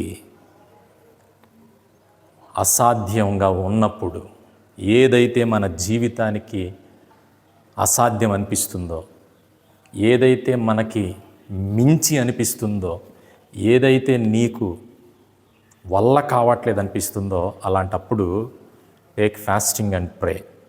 అక్కడ ప్రార్థన అన్న దగ్గర ఉపవాసము. నేను ఇలా చెప్తాను, ఉపవాస ప్రార్థన వలన మాత్రమే అసాధ్యాలను నీవు సాధ్యం చేసుకోగలుగుతావు. నాకు ఒక సందర్భం గుర్తొస్తుంది, నేను దాన్ని మీతో చెప్పి నేను మరొక దానిలోకి వెళ్తాను. నేను తమిళనాడు 2023లో అనుకుంటా ఒకసారి వెళ్ళాను నేను తిరునల్వేరి అనే ప్రాంతానికి. అక్కడ మోహన్ సి లాజరస్ గారు అనే గొప్ప దైవజనులు ఉన్నారు. అప్పుడప్పుడు రేపు వచ్చే వారం హోసన్న గుడారాల దగ్గరకు వస్తారు. మొదటి రోజు ఓపెనింగ్ అయ్యగారే మాట్లాడతారు. మేము ఒక స్థలానికి వెళ్ళాం. నడుచుకుంటూ వెళ్తుంటే వెళ్ళినంత లెక్క వస్తూనే ఉంది. అయితే అక్కడ దాని గురించినటువంటి సాక్ష్యం నేను సుమారుగా అక్కడ ఒక 3 రోజులు ఉండటం జరిగింది ఆ ప్రాంతంలో. 3వ రోజు సాయంత్రం పూట దైవజనులు మాతో మాట్లాడారు. ఆ మాటల్లో నాకు ఆశ్చర్యం అనిపించిన ఒక గొప్ప విషయం ఏంటంటే, 2012లోనో ఎప్పుడో దేవుడికి మోహన్ సి లాజరస్ గారు, అయ్యా, ఇంతమంది ప్రజలు ఈ స్థలంలో పట్టడం కొంచెం అసాధ్యంగా ఉంది, మరి నువ్వు ఏదైనా కృప చూపించి డబ్బులు ఇస్తే 100 ఎకరాలు నేను కొనాలనుకుంటున్నాను అని అన్నాడంట దేవుడితోటి అయ్యగారు. అయితే దేవుడు వెంటనే, నువ్వు ప్రార్థన చేయి నేను ఇస్తాను అని అన్నాడంట. ఈ మాటను అండర్లైన్ చేసుకోండి, నువ్వు ప్రార్థన చేయి నేను ఇస్తాను. అయితే కొంతకాలంగా ప్రార్థన చేసిన తర్వాత దైవజనుడు అప్పుడప్పుడు తన దగ్గర ఉండేటటువంటి పెద్దలతో, మనం ఒక 100 ఎకరాలు కొనాలనుకుంటున్నాము అన్న మాటలు ఇతరులతో చెప్పిన తర్వాత వారి సన్నిహితులతో చెప్పినప్పుడు, సహజంగా మన విశ్వాసులకు ఉన్నటువంటి ఒక మాట ఏంటంటే, పెద్ద ఆయన ఏదన్నా ఒక పని చెప్పాడు అని అంటే వెంటనే దాన్ని మనకి చెయ్యాలి అనే ఒక ఊపు వచ్చేస్తుంది. ఎందుకంటే గుర్తింపు, అది నా ద్వారా జరిగింది అని ఒక గుర్తింపు కోసం. అలాంటి గుర్తింపు అక్కడ కూడా పడ్డారనమాట. అయితే ఆ ప్రాంతంలో అందరినీ ఎంక్వైరీ చేశారు. ఎంక్వైరీ చేసిన తర్వాత ఒక స్థలంలో ఒక వ్యక్తికి సుమారుగా ఒక 100 ఎకరాల కంటే కొంచెం కుడిగా స్థలం ఉంది అని తెలిసింది. వెంటనే రేట్ అడిగినప్పుడు కేవలం ఎకరం 4 కోట్లు అని అన్నారంట. ఎంత? 4 కోట్ల రూపాయలు. అప్పుడు 100 × 4 ఎంత? 400 కోట్లు. ఆ విషయం అయ్యగారికి, మోహన్ సి లాజరస్ గారికి తెలిసిన తర్వాత, దేవా ఇది నా వల్ల కాదని అప్పటి నుంచి ప్రార్థన చేయటం ఆగిపోయిందంట. సరే, ఏ ఫైన్ డే ఒకరోజు మరలా దేవుడు మోహన్ సి లాజరస్ గారితో మాట్లాడుతూ, నేను నీకు ఒక విషయం చెప్పాను గుర్తుందా అనంటే, అయ్యా చెప్పయ్యా ఏ విషయం అనంటే, నువ్వు పలానా రోజు అది అడిగావు అని అన్నప్పుడు, అవునయ్యా నాకు గుర్తొచ్చింది, అని అంటే, మరి దాని గురించి ప్రార్థన చేస్తున్నావా అంటే, లేదు ప్రభా, అది ఎకరం 4 కోట్లు అన్నారు, సంస్థలో ఉన్నటువంటి అకౌంట్ అంతటిని తీసినా కానీ ఇంత కూడా డబ్బులు లేవు, అన్ని 100 కోట్లు పెట్టి నేను ఎక్కడ కొనేదయ్యా, అది నా వలన కాదు అని అంటే, దేవుడు అన్నాడంట ఆ రాత్రి, నేను నీకు ఇస్తాను అని అన్నానా, నీవు కొంటావు అని అన్నానా అని అన్నారంట. అర్థమైందా? నేను నీకు ఇస్తాను అని అన్నానా, నీవు కొంటాను అని అన్నావంటే, దేవుడి మాటను కొద్ది సెకండ్లు గుర్తు చేసుకొని, ఎస్ నీవే ఇస్తానన్నావయ్యా అని అంటే, ప్రార్థన చెయ్యి అని అన్నారంట ప్రభు. వెంటనే అప్పటి నుంచి తరచుగా ప్రార్థన చేస్తూ చేస్తూ చేస్తూ చేస్తూ ఉండగా, మోహన్ సి లాదరస్ గారు స్టేట్లో, రాష్ట్రంలో లేని టైంలో వాళ్ళ దగ్గరికి ఒక పెద్ద వివిఐపీలు, ఎన్ఆర్ఐలు ఒక కారులో వచ్చి, పలానా ఆయన మాకు కావాలి అని అన్నారంట. ఆయన లేరండి, పలానా దినానికి వస్తారు, ఆ రోజు వస్తే ఉంటారు అని అన్నారంట. సరే, మా విజిటింగ్ కార్డు ఇది, వచ్చినప్పుడు మాకు కాల్ చేయండి అని అన్నప్పుడు, అయ్యగారు వచ్చిన తర్వాత కాల్ చేసిన తర్వాత మోహన్ సి లాజరస్ గారి దగ్గరికి వచ్చి ఆయన్ని ఉన్నపాటునే తీసుకొని వెళ్ళిపోయారంట. తీసుకొని వెళ్ళిపోయి ఆ ప్రాంతంలో ఒక జిల్లా ఆఫీసులోకి వెళ్ళి, సంతకాలు ఇక్కడ చేయండి అంటే ఇక్కడ, ఎక్కడేళ్ళు ముద్దలు అంటే ఇక్కడ, ఎక్కడ సంతకం అంటే ఇక్కడ, ఎక్కడేళ్ళు ముద్దలు అంటే ఇక్కడ అని వేయించుకుంటా ఉన్నారంట. అయ్యగారికి ఏమో ఏమీ తెలియదు. ఇప్పుడు క్వశ్చన్ పేపర్ లీక్ చేస్తే కదా ఏదైనా తెలిసేది. క్వశ్చన్ పేపర్ లీక్ లేదు, అర్థమవుతుందా? ఇక మనకి ఏం తెలుసుద్ది? హృదయంలో ఒక టెన్షన్ తప్పితే. అయిపోయిన తర్వాత ఒక గంట, ఒక అటు ఇటుగా ఒక గంట దాటిన తర్వాత అంత పెద్ద కట్ట తీసుకొని మోహన్ అన్న చేతుల్లో పెట్టి, పలానా చోట మీ కొరకు మేము 100 ఎకరాల పైన కొన్నాము, ఇదిగోండండి వాటికి సంబంధించిన కాగితాలు అని చెప్పారంట. దేవుడికి స్తోత్రం కలుగునుగాక. ఆ విషయం గురించి, ప్రార్థన గురించి మాట్లాడుతూ మోహన్ సి లాదరస్ గారు మాతో ఏమన్నారంటే, నేను కేవలం ప్రార్థన చేస్తూ ఉన్నప్పుడు దేవుడు నేను అడిగిన దానికి ఆ రోజు నాకైనటువంటి ఖర్చు ఎంత అనంటే, జేబులో పెన్ను ఇంకు మాత్రమే అని అన్నారు. దేవునికి స్తోత్రం. మనిషిగా మనకి అసాధ్యంగా అనిపించవచ్చు, దేవుడు మన జీవితాలలో ఏదైనా కానీ సాధ్యము చేయగలుగుతాడు. పిల్లలు చదువుకున్నారు, ఉద్యోగాలు వస్తాయో రావో అని అనుకొని నువ్వు సందేహంగా ఉండొచ్చేమో. నీ అనారోగ్యాన్ని గురించి ఎక్కడెక్కడో తిరిగావు, కుదుటపడలా, ఈ దేవుడైనా బాగు చేస్తాడో లేదో అని అనుకోవచ్చేమో. నీ రోగం తిరిగి తిరిగి తిరిగి తిరిగి ఎక్కడెక్కడో తిరిగావు, ఇంకా నా రోగం పోదు, ఇది అసాధ్యమని అనుకుంటున్నావేమో. నీ సమస్యల్లో నీ నుండి తొలగిపోవట అసాధ్యమని అనుకుంటున్నావేమో. నీ భర్త మార్పు అసాధ్యమని అనుకుంటున్నావేమో. నీ పిల్లల మార్పు నువ్వు అసాధ్యమని అనుకుంటున్నావేమో. నీ కష్టానికి ప్రతిఫలం ఇక ఎప్పటికీ చూడలేను అని అనుకుంటున్నావో. ఇంకా నా జీవితం ఇలానే ఇలానే ఇలానే ఇలానే ఇలానే ఇలానే చివరికి నేను చూడాలనుకున్నది ఇక చూడలేను అని అసాధ్యంగా భావిస్తున్నావేమో. టేక్ ఫాస్టింగ్ అండ్ ప్రే, ఉపవాస ప్రార్థన చేస్తే దేవుడు అద్భుతమైన రీతిలో అసాధ్యాలను దేవుడు నీ జీవితంలో సాధ్యము చేయగలుగుతాడు. దేవునికి స్తోత్రం కలుగునుగాక. ఏదైతే నీ జీవితంలో అసాధ్యమని అనుకుంటున్నావో ప్రార్థన చేయి దాని విషయం గురించి. మనిషికి ఎవరికి చెప్పమాక. నువ్వు ఏ అవసరతల్లో ఉన్నావో, ఏ ఆపదల మధ్యలో ఉన్నావో ప్రార్థన చేయి, ప్రార్థన చేయి, ప్రార్థన చేయి.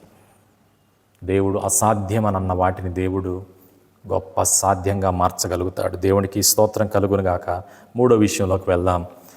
ఎజ్రా గ్రంథం 8వ అధ్యాయం 23వ వచనం చూడండి. ఎజ్రా గ్రంథం 8వ అధ్యాయం 23వ వచనం, అలానే 8వ అధ్యాయం 31వ వచనాన్ని కూడా 2 చదువుతాను. చూడండి.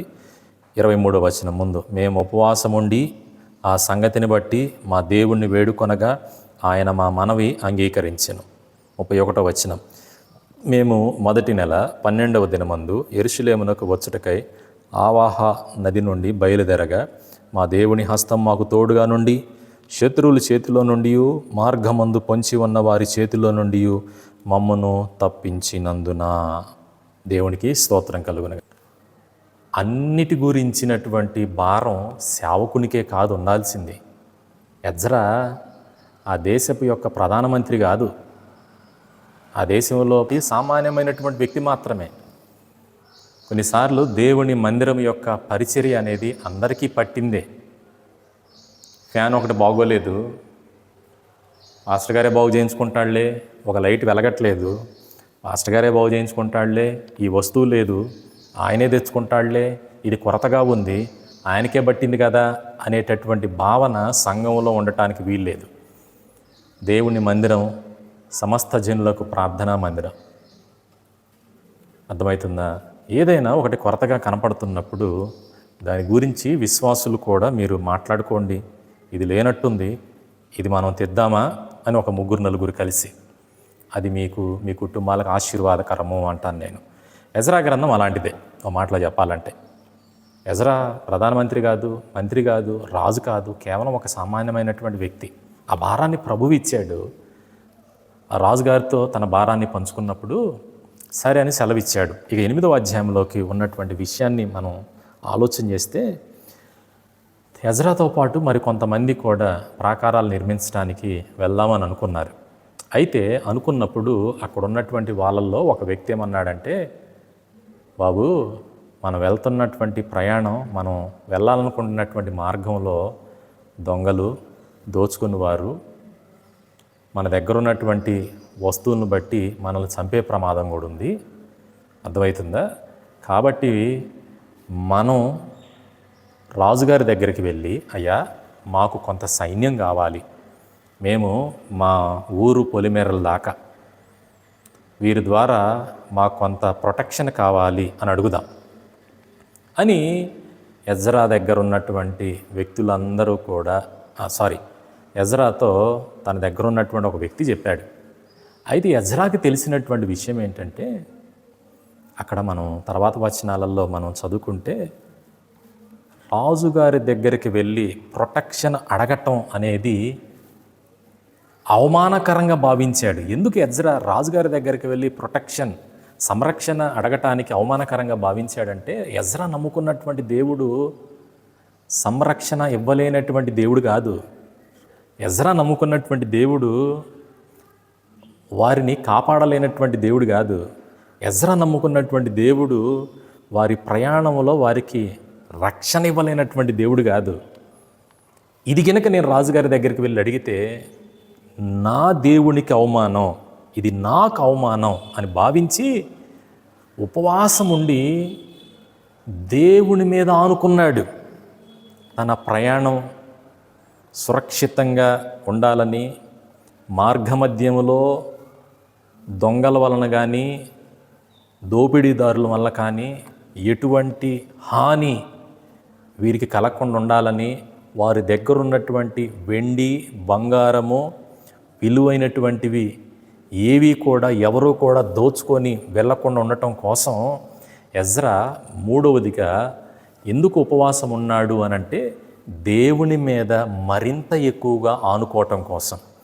మనుషులంగా మనం ఏం చేస్తాం తెలుసా? అప్పుడప్పుడు మనం దేవుణ్ణి ఆనుకోవటం కంటే కూడా మనుషుల్ని ఎక్కువ మనం ఆనుకుంటాం, కుటుంబాలను ఎక్కువ ఆనుకుంటాం, స్నేహితులను ఎక్కువ ఆనుకుంటాం, తల్లిదండ్రులను ఎక్కువ ఆనుకుంటాం, బంధుమిత్రులు ఎక్కువగా ఆనుకుంటాం. ఇంకొంతమంది అయితే కొంచెం ఆ గ్రామంలో పలుకుబడి ఉందనుకోండి, రాజకీయ పలుకుబడి, ఎమ్మెల్యే గారినో ఇంక పెద్దవాళ్ళనో ఆ పెద్దవాళ్ళని ఆనుకుంటూ ఉంటుంటారు. అర్థమవుతుందా? ఒకవేళ అంత సామర్థ్యం లేకపోతే కొద్దిగా గొప్ప దేవుని మీద విశ్వాసం ఉన్న వ్యక్తి దేవుని మీద ఆనుకోబోతున్నాడు అనే సంగతి సాతానుకు తెలిసిందనుకో, సాతానుగాడు ఏం చేస్తాడు తెలుసా? ఎలాగైనా కానీ నిన్ను దేవుని మీద ఆనుకోనివ్వకుండా చెయ్యాలి, ఎలాగైనా దేవుని మీద నిన్ను ఆనుకోనివ్వకుండా చెయ్యాలని వాడు చాలా ప్రయత్నాలు చేస్తూ ఉంటుంటాడు. అర్థమవుతుందా? కొన్నిసార్లు మనం కలిగి ఉన్నటువంటి సమస్యలను బట్టి దేవుని మీద ఆనుకోబోతా ఉన్నప్పుడు వాడు ఏం చేస్తాడు తెలుసా? ఎవరో ఒక వ్యక్తిలోకి దూరి, ఏమమ్మా ఎంతకాలంగా నువ్వు దేవుణ్ణి నమ్ముకున్నావమ్మా, ఈ సమస్యని గురించి నీ దేవుడు నీకు ఏం మేలు చేశాడమ్మా? ప్రతి వారం మందిరానికి పోతున్నావు, వారం వారం మందిరానికి పోవటం వల్ల నీకు జరిగిన మేలేందమ్మా? నీ దేవుడు నీకు చేసింది ఏందో చూపించమ్మా ఒకసారి. అయ్యా నీ దేవుడు నీకేం చేశాడు చూపించాయా? ఏమమ్మా నీ దేవుడు నీకేం చేశాడమ్మా అని సూటిపోటి మాటలతోటి గుచ్చుతూ మేలు చేసేవాడైతే ఎప్పుడో చేసేవాడే యేసు ప్రభు. నిజంగా నీ జీవితంలో మేలు చేసి జరిగేదైతే ఎప్పుడో జరిగేదే. ఎందుకు పిచ్చి పట్టినట్లుగా చేస్తున్నావు? అలాంటి చోటకపోతే అంతరం గడితే నీలాంటి సమస్య పలానామకి వస్తే 3వ రోజుకే తగ్గిపోయింది. ఇప్పటికి నువ్వు 6 నెలలుగా పోతున్నావు, సంవత్సరంగా వెళ్తున్నావు, 3 నెలలుగా పోతున్నావు. ఎంత చెప్పినా వినట్లా, నీకు తల బట్టిన రోజే నీకు అర్థమైద్ది అని దేవుని మీద ఆనుకోనివ్వకుండా మనుషుల్లోకి సాతానుడు దూరి చేసే పని ఏంటంటే ఇది అర్థమవుతుందా? గుర్తుపెట్టుకోవాలి. దేవుని మీద ఆధారపడబోతున్న ప్రతిసారి కూడా సాతానుగాడు ఉపయోగించుకునేటటువంటి సాధన ఎవరయ్యానంటే మనుషుల్ని, నీ రక్త సంబంధికుల్ని, నీ బంధువుల్ని, స్నేహితుల్ని గుచ్చి మాట్లాడుతూ ఉంటుంటాడు. ఎజ్రా అట్లాంటి సమయంలో ఏం చేశాడు తెలుసా? తన తోటి ప్రయాణికులు మనం వెళ్తున్నటువంటి మార్గం సురక్షితమైనది కాదు, దొంగలున్నారు, దోచుకుంటారు, మనల్ని కొట్టి చంపినా కానీ దిక్కులేదు అని ఎప్పుడైతే తన ప్రయాణం ప్రమాదంగా భావించాడో వెంటనే ఎజ్రా తన దేవుని సన్నిధికి వెళ్ళి ఉపవాసం ఉండి ప్రార్థన చేసి దేవుణ్ణి ఆనుకున్నాడు. ఈ విషయాన్ని బట్టి నేను ఒకటే చెప్పాలనుకుంటున్నాను. ఎంతవరకు మనం దేవుణ్ణి ఆనుకుంటున్నాం? ఎజ్రా అది ప్రమాదకరమైన ప్రయాణము అని తెలిసినప్పుడు రాజు దగ్గరకు వెళ్ళి సైన్యాన్ని సహాయంగా కోరదామని అనుకుంటే అది నా దేవునికి అవమానకరము అని భావించాడు. రోషం కలిగి జీవించాడు. నా దేవుడు ఎలాగైనా దీనిలో నుంచి నాకు క్షేమాన్ని ఇవ్వగలిగినటువంటి సమర్థుడు అని భావించాడు. ప్రియమైన సహోదరుడా, సహోదరి, గుర్తుపెట్టుకోండి, నీవు నమ్ముకున్నటువంటి దేవుడు నువ్వు ఎటువంటి ప్రయాణం మధ్యలో ఉన్నావో నాకు తెలియదు, ఎటువంటి పరిస్థితుల నడుమ నీవు ఈ పగటి వేళలో ఉన్నావో నాకు తెలియదు, కానీ మనం ఆరాధించేటటువంటి దేవుడు క్షేమాన్నిచ్చే దేవుడు, సహాయం చేసే దేవుడు, ప్రమాదాలను తప్పించే దేవుడు, కంచె వేసే దేవుడు, నీవు వెళ్ళాలి అన్న గమ్యాన్ని క్షేమంగా చేర్చేటటువంటి దేవుడు, మనం ఆరాధించేటటువంటి దేవుడు. గుర్తుపెట్టుకో, వీళ్ళు సహాయం చేస్తారు, వీళ్ళని ఆనుకుంటే మనకి ఈమెయిల్ జరుగుతుంది అని అనుకొని మనుషులు సహాయము వ్యర్థము.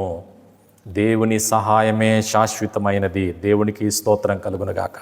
హల్లెలూయా, హల్లెలూయా, హల్లెలూయా. 3 విషయాలు చెప్పాను. ఉపవాస ప్రార్థన మనం ఎప్పుడుంటే మనకి మంచిది. ఉపవాస ప్రార్థన తీసుకొచ్చేటటువంటి ఒక గొప్ప ఫలము ఏంటిది అనంటే, 1, ఓటమి కలిగినప్పుడు ఉపవాసం ఉండి ప్రార్థన చేస్తే దేవుడు గొప్ప విజయాన్ని ఇస్తాడు అని చెప్పాను. 2, నీ ఎదుట అసాధ్యాలు ఉన్నప్పుడు వాటి కొరకు ఉపవాసం ఉండి ప్రార్థన చేస్తే దేవుడు సాధ్యము చేయగలుగుతాడు అని చెప్పాను. 3వదిగా, ప్రమాదకరమైనటువంటి పరిస్థితుల మధ్యలో దేవుణ్ణి ఆనుకున్నప్పుడు దేవుడు తప్పించి సంరక్షణ ఇవ్వగలుగుతాడు అని చెప్పాను. 4వ చెప్పి నా మాట నేను ముగిస్తాను. చూడండి, ఎస్తేరు గ్రంథం 4వ అధ్యాయం 16 నుండి 17 వచనాలు. ఎస్తేరు గ్రంథం 4వ అధ్యాయం 16 నుండి 17 వచనాలు. నీవు పోయి షూషాను నందు కనపడి యూదులందరినీ సమాజ మందిరమునకు సమకూర్చి నా నిమిత్తము ఉపవాసముండి 3 దినములు అన్నపానములు చేయకుండుడి.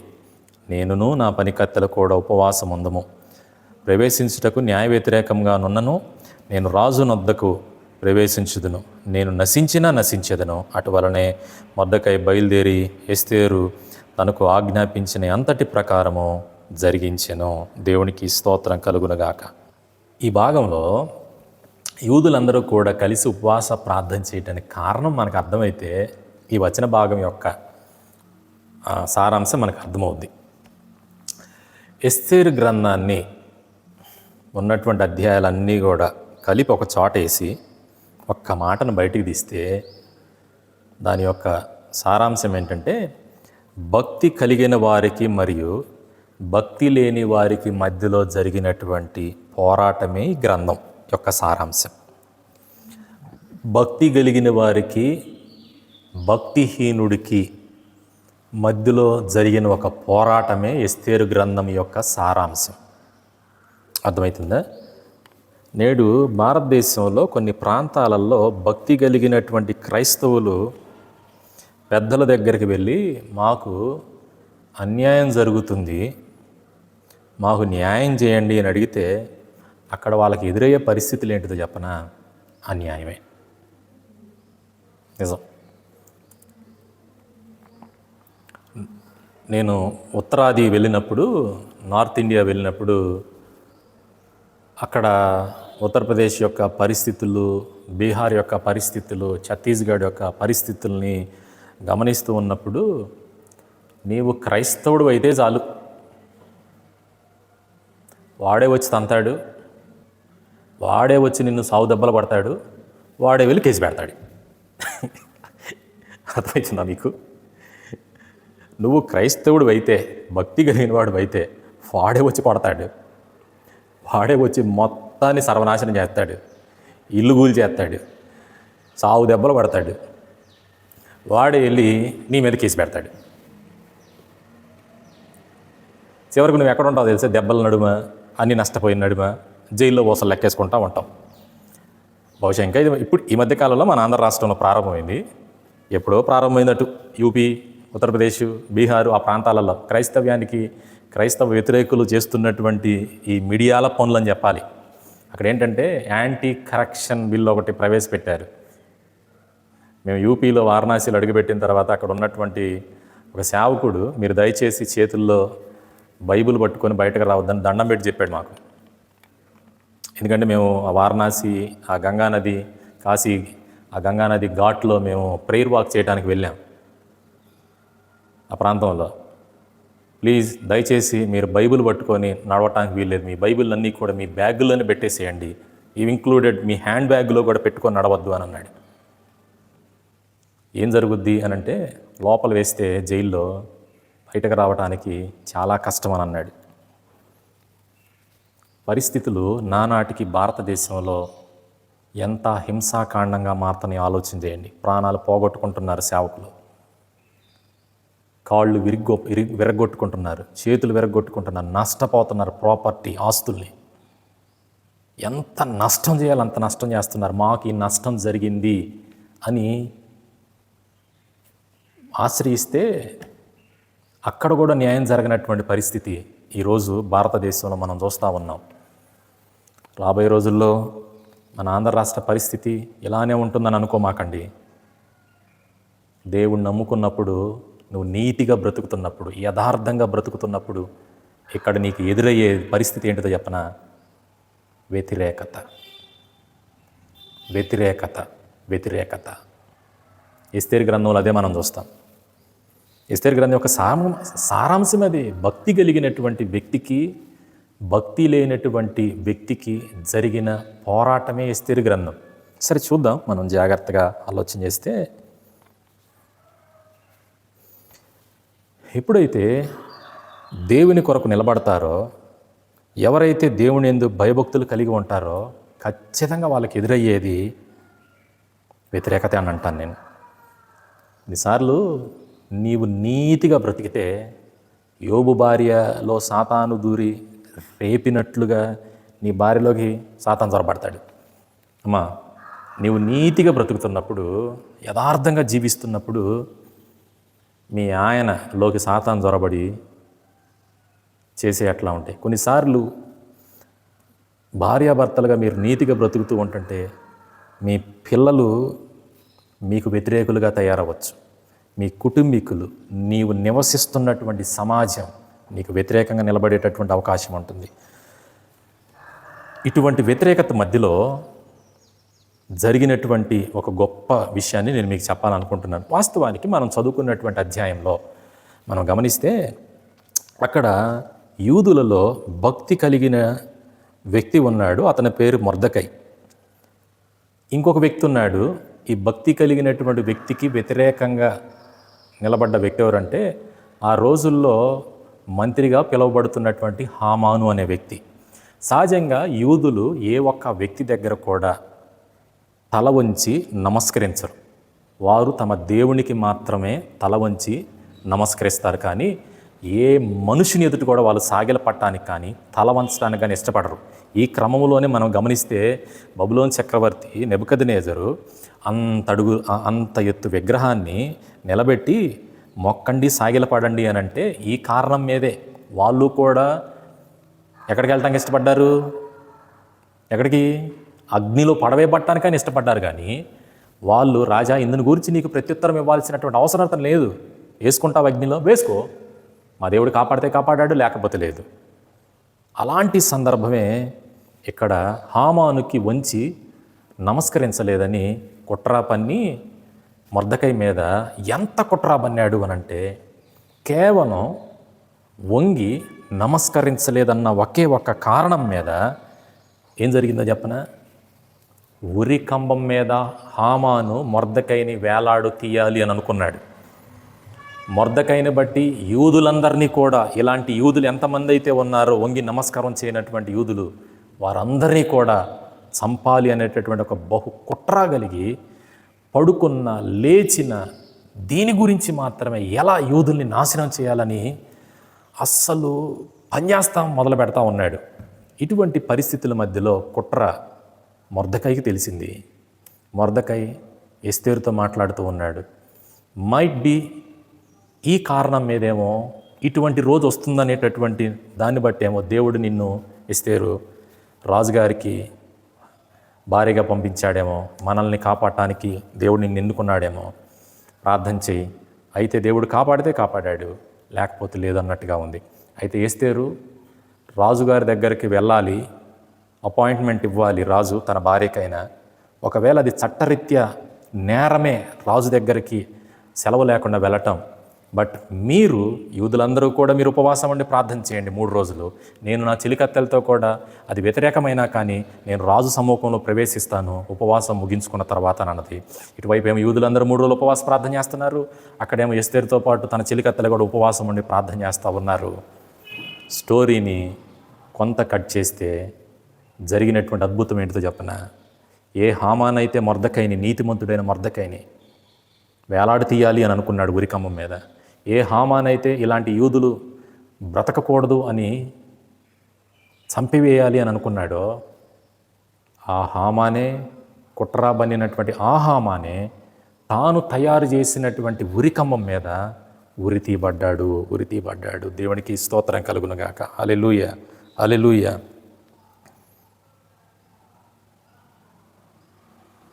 భక్తి కలిగిన వ్యక్తి, ఒక విషయం నేను చెప్పాలనుకుంటున్నాను. భక్తి కలిగినటువంటి వ్యక్తి భక్తిని కాపాడుకుంటే రావలసినవి సంతోషం కలగాల, శ్రమలు కలగాల? మీరు చెప్పండి. భక్తిని మనం కాపాడుకునే కొద్దీ మనకి మేలు జరగాల, నష్టం జరగాల? సహజంగా మనం ఇంత కఠినంగా ఎందుకుంటున్నాం కొన్ని విషయాలలో? అమ్మో, రావాల్సిన ఆశీర్వాదాలు ఎక్కడ ఆగిపోతాయేమోనని, దేవుడు చేయాల్సిన మేలు ఎక్కడ ఆపేస్తాడేమోనని. కానీ యాక్చువల్లీగా కలగాల్సింది మేలు భక్తిని కాపాడుకున్నప్పుడు జరగాల్సింది మంచి. కానీ ఇక్కడ భక్తిని కాపాడుకున్నప్పుడు జరిగింది ఏంటిదో చెప్పనా? శ్రమ వచ్చింది. ఎంత శ్రమ అంటే ప్రాణాన్ని తీసేటటువంటి శ్రమ ఇది. కొన్నిసార్లు ఉద్యోగ స్థాయిలో ఉన్నటువంటి వారు తమ భక్తిని ఎప్పుడైతే కాపాడుకుంటూ ఉంటుంటారో, కొన్ని పండగలప్పుడు ప్రసాదాలకు తీసుకొని వస్తామో అందరికి పంచుతూ ఉంటుంటారు టీం మెంబర్స్కి. ఎప్పుడైతే నువ్వు ప్రసాదాలు తినలేదో జనాలు అందరు కలిసి నేను టార్గెట్ చేస్తారు. వీడు మన దేవుడు ప్రసాదం అయితే తినట్లేదు, వీడినిగా లేపేసేద్దాం రా బాబు అని. అర్థమవుతుందా? కొన్నిసార్లు ఇంటి ముందు ముగ్గేయలేదని ఇల్లు ఖాళీ చేసి అనేటటువంటి వాళ్ళ సాక్ష్యాలు కూడా నేను విన్నాను. మమ్మల్ని ఇల్లు ఖాళీ చేయమంటున్నారా, ఇంటి ముందు ముగ్గేయట్లేదని, మా కొత్త ఇల్లు దొరికేటట్లుగా ప్రార్థన చేయ, మేము దేవుడి మందిరానికి వెళ్ళే వాళ్ళం అని చెప్పినందుకు మాకు ఇల్లు దొరకట్లేదు పాస్టర్ గారు, ఇదేమో ఉన్నదేమో చాలా చిన్న ఇల్లు అయిపోయింది, కొత్త ఇల్లు దొరికేటట్లుగా ప్రార్థన చేయండి అని ఎన్నో ఇంటర్వ్యూకి అటెండ్ అయ్యాను, కేవలం నేను ఒక క్రైస్తవుణ్ణి అనేటటువంటి కారణం మీదే నన్ను నా ఫైల్ని పక్కన పెడుతున్నారయ్యా. నాకు అర్థమవుతుంది ఈ విషయంలో, ప్రతి దాని విషయంలో అందరికంటే నేను యాక్టివ్గా సమాధానం చెప్తున్నాను, వాళ్ళు అడిగిన ప్రతి దానికి జవాబు చెప్తున్నాను. కానీ నా ఫైల్లో ఎక్కడో చోట, నా మాటలు ఎక్కడో చోట, నా క్రియలు ఎక్కడో చోట దేవుని ప్రస్తావన వస్తుంది. ఈ కారణం మీద నన్ను పక్కన పెట్టేస్తున్నారు, టార్గెట్ చేస్తున్నారు. నేను దేవుణ్ణి నీతిగా బ్రతుకుతున్నప్పుడు నాకు శ్రమలు వస్తున్నాయి, ఇబ్బందులు కలుగుతున్నాయి, నష్టాలు వస్తున్నాయి. కొంతమంది ఏ ఎండకి ఆ గొడుగు పట్టే వాళ్ళకేమో అన్నీ మంచి జరుగుతున్నాయి. నేను నీతిగా బ్రతుకుతున్నప్పుడు నాకేంటి ఈ శ్రమ, నాకేంటి కష్టాలు అని ప్రశ్నించే వాళ్ళని నేను ఈ పరిచర్లో చాలా వరకు చూశాను. ఒకటే మాట నేను చెప్పాలనుకుంటున్నాను. ఎప్పుడైతే నీవు నీతిగా బ్రతుకుతున్నావో, ఆ నీతిని బట్టి ఎప్పుడైతే నీకు శ్రమ వస్తుందో, ఆ నీతిని బట్టి ఎప్పుడైతే నీ జీవితంలో వ్యతిరేకత కనపడుతుంది అని అనుకుంటున్నావో, ఉపవాసం ఉండి ప్రార్థన చేయి. చివరి టైంలో దేవుడు అంతటినీ మార్చివేయగలిగినటువంటి సమర్థుడు అని అంటాను నేను. దేవునికి మహిమ కలుగునుగాక. హల్లెలూయా. హామాను మొర్దెకై కోసం తయారు చేసినటువంటి ఉరికమ్మం మీద వాస్తవానికి హామాను మొర్దెకైని వేలాడదీయాలనుకున్నాడు. ఉపవాస ప్రార్థన మొర్దెకై కాదు తీయబడింది, హామాను వేలాడదీయబడ్డాడు. యూదుల మీద కుట్ర చేసినటువంటి వ్యక్తి వేలాడదీయబడ్డాడు. ప్రభువుకి మహిమ కలుగునుగాక. హల్లెలూయా. ఈ వాక్యం వింటున్నటువంటి మీ జీవితంలో నిన్ను పొంచి ఉన్న అపాయాలు ఏవైనా ఉండొచ్చు. నీ చుట్టూ అలుముకున్నటువంటి పరిస్థితులు అవి ఎలాంటివైనా సరే, అవి నిన్ను నానాటికి బాధిస్తున్నప్పటికీ సరే, ఆ ఇబ్బందులు నిద్ర పట్టనివ్వట్లేదేమో, ఆ ఇబ్బందులు నిన్ను మనశ్శాంతికి గురి చేయనివ్వట్లేదేమో, కలుగుతున్నటువంటి శ్రమలు నిన్ను మరింతగా బలహీనమైనటువంటి పరిస్థితిలోనికి దిగజారుస్తున్నాయేమో. ప్రభువుని నమ్ముకుంటే నా జీవితం ఇలా ఉంటుందని అనుకున్నాను, ప్రభువుని నమ్ముకుంటే నా కుటుంబ పరిస్థితులు ఇలా మారుతాయి అని అనుకున్నాను, ప్రభువుని నమ్ముకుంటే నా స్థితి, నా పిల్లల స్థితి ఉన్నతంగా ఉంటుంది అని అనుకున్నాను, ప్రభువుని నమ్ముకున్న తర్వాత అన్నీ నాకు వ్యతిరేకతలు అయిపోయినాయి అని ఇక్కడ కూర్చున్న వాళ్ళల్లో ఎవరైనా భావిస్తూ ఉన్నట్లయితే ప్రార్థన చేయండి.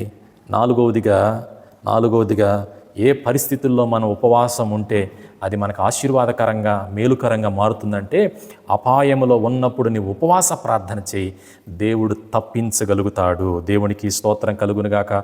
యూదులందరి మీదకి పొంచి ఉన్నటువంటి అపాయం అందరినీ చంపాలనుకుంది అపాయం, కానీ ఉపవాస ప్రార్థన ఒక్క వ్యక్తి కూడా ప్రాణం నష్టపోనివ్వలేదు.